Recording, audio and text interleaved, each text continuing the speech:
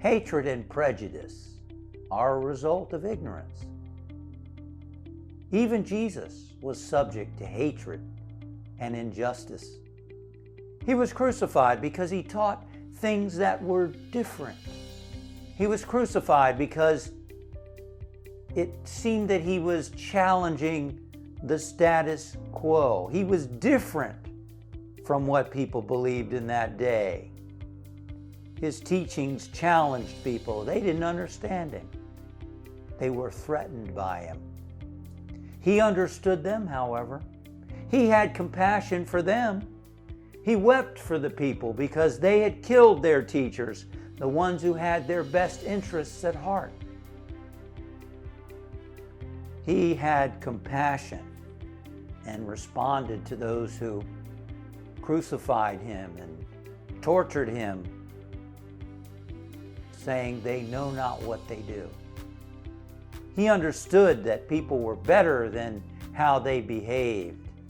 He understood that deep down people were good, but through ignorance, they did things that were less than their highest. By understanding more about what causes hate and prejudice, we can become more compassionate and part of the solution rather than the problem.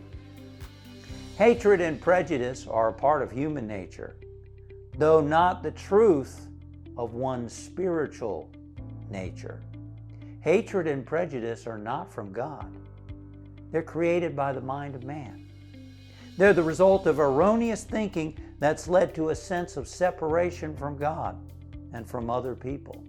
The Bible says that God created man upright, but lo, he has created many inventions. And man, have we created some inventions.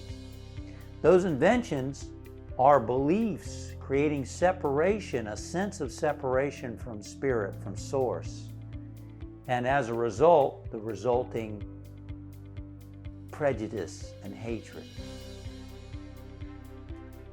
A foundational principle of truth is that God is the one presence and power, and that all of us are expressions of that one presence and power, like a wave is the expression of the ocean.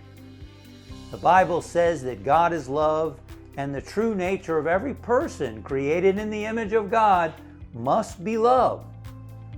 It's easy to be biased about what we don't understand or know. Prejudice and racism exists out of ignorance.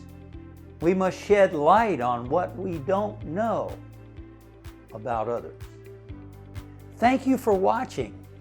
We upload new videos and content every week to inspire and empower you on your spiritual journey. We look forward to seeing you again soon.